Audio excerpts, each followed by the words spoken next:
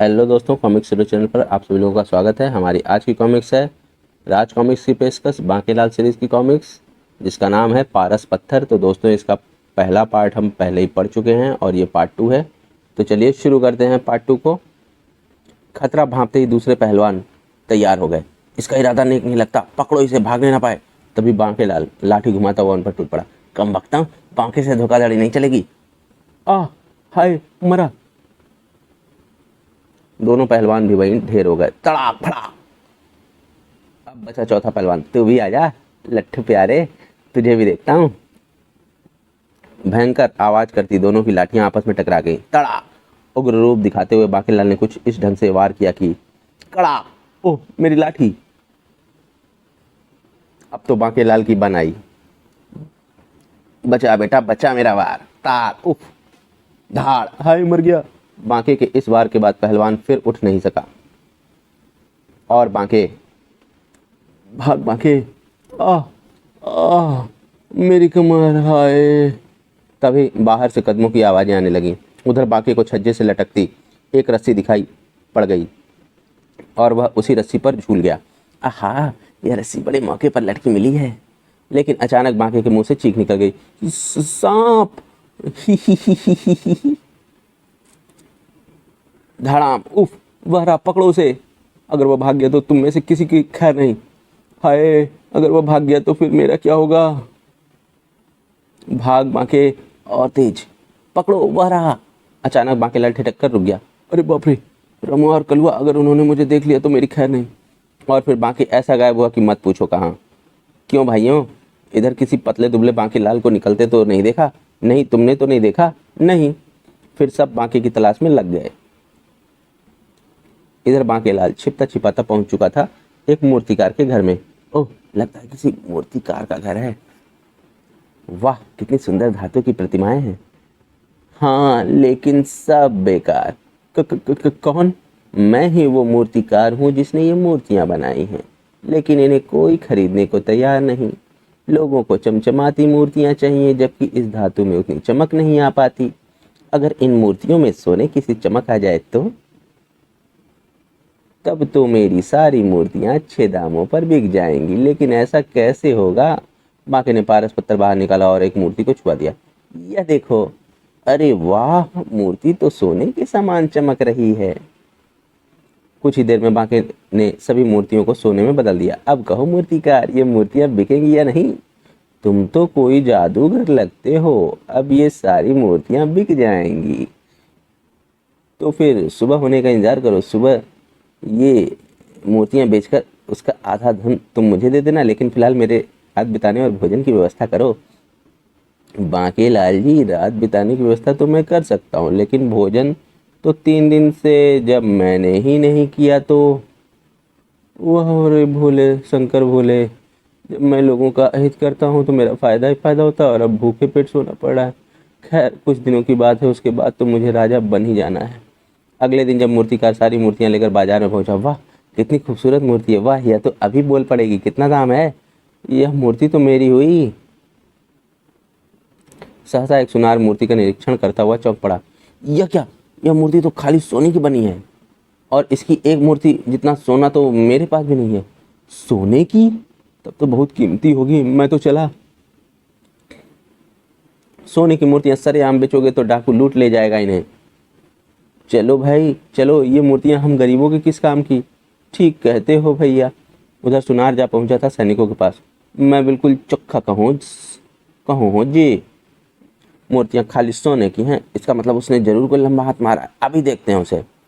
सैनिक तो इधर ही आ रहे हैं, कहीं मुसीबत ना टूट पड़े। मुझे भाग निकलना चाहिए। मूर्तिकार इतना घबरा गया कि सिर पर पांव रखकर भागा।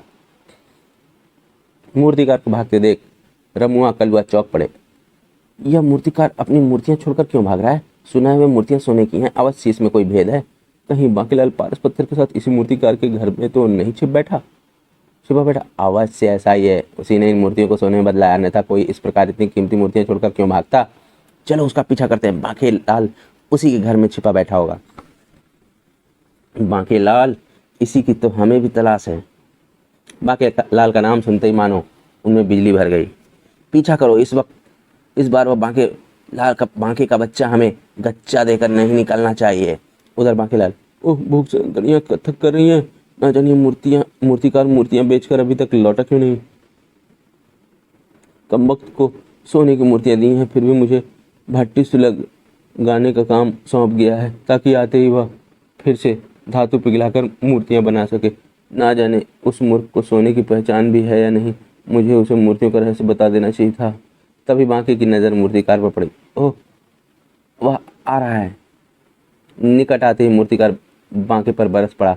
बांकेलाल, मैं तुझे नहीं छोड़ूंगा। तूने तो आज मुझे फंसवा दिया था। मुझे बताया क्यों नहीं कि ये मूर्तियाँ सोने की हैं। अरे मगर सुनो तो, अगर सैनिक मुझे पकड़ लेते तो मेरी एक ना सुनते और मुझे चोरी के अपराध में कारागृह में डाल देते। मुझे नहीं पता था, मालूम था कि तुम्हारी अक्ल घुटने में है। तभी छोड़ दो उसे और हमारे हवाले कर दो। अरे अब यह कौन सी मुसीबत आ पड़ी है। और सामने रमुआ कलवा को देखते ही बांकेलाल उछल पड़ा। तुम। हाँ बांकेलाल, हमें धोखा देकर फरार हो जाना इतना आसान नहीं है। हम अपने दुश्मन को पाताल से भी खोज निकालते हैं। कलवा चीखा, रमुआ उतार दे इसकी गर्दन और छीन ले वह पारस पत्थर इससे। पारस पत्थर? अरे बाप रे, कुछ करना होगा। पारस पत्थर? अब समझ में आया सोने की मूर्तियों का रहस्य। तभी बांकेलाल ने पारस पत्थर निकालकर मूर्तिकार की ओर उछाल दिया। साथ ही चिल्लाया, मूर्तिकार संभालो इसे। इसी पत्थर के कारण तुम्हारी मूर्तियां सोने में बदल गई थी। लेकिन पारस पत्थर को बीच में ही लपक लिया एक पहलवान ने। यह पत्थर तो मारी किस्मत भी पलट सकता है। आए। दूसरे पहलवान की लाठी चली और पहले पहलवान की पीठ से टकराते ही उसके मुंह से चीख निकल गई। आई, मर गया रे। पत्थर लेकर कहाँ जाता है रे उद बिलाओ, सारा सोना तो ही पावेगा के। इस पत्थर से सोना बनाकर मैं राजा बन सकता हूँ। हा हा हा हा, राजा सोना। धड़ा। ओए राजा, तेरा तो बज गया बाजा। कलुआ लपक ले पारस पत्थर। मगर यह क्या, पारस पत्थर तो पहुंच गया तीसरे के हाथों में। यह तो मेरा है मूर्खों। आए, इस नमरद की हिम्मत। कलुआ ने कटार खींच मारी। खचाक। आह।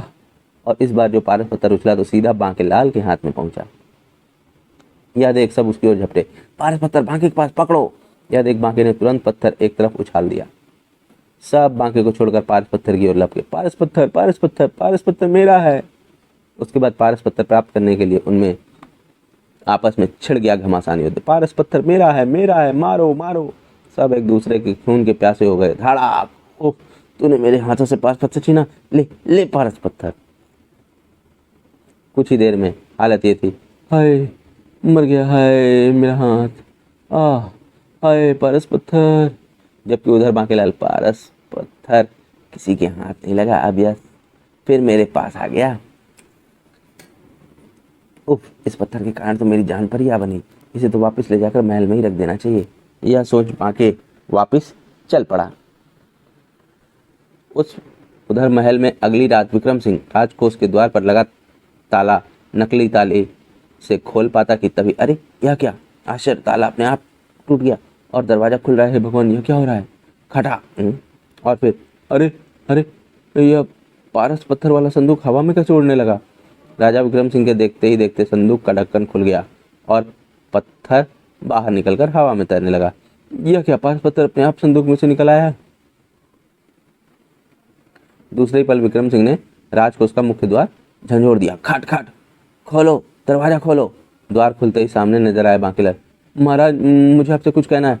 ओह बांकेलाल, कुछ कहने का समय नहीं है। वह देखो, हमारा बेशकीमती पारस पत्थर ना जाने कहाँ उड़ा जा रहा है। अगर वह किसी गलत इंसान के हाथ लग गया तो गजब हो जाएगा। क्या, पारस पत्थर? मगर यह तो नकली है, लेकिन यह उड़ कैसे रहा है। अगले ही पल बांकेलाल चीख पड़ा। महाराज, मुझे तो किसी तंत्र मंत्र के प्रभाव में उड़ता लग रहा है। द्वारपाल, तुरंत सेना के आदेश दो कि हमारे साथ इस पत्थर का पीछा करे। जो आज्ञा बांकेलाल जी। राजा विक्रम सिंह घबराए से बोले। बांकेलाल, इस पत्थर में वर्ष में एक दिन किसी वस्तु या प्राणी को सोने में बदल देने का गुण आ जाता है और आज वही दिन है। ओह, तब तो उस तांत्रिक का पकड़ा जाना बेहद आवश्यक है। और फिर एक पूरी सेना के साथ बांकेलाल उस पत्थर का पीछा करने लगा। पत्थर का पीछा करते रहो, यह जहाँ भी गिरे उस स्थान को चारों ओर से घेर लो।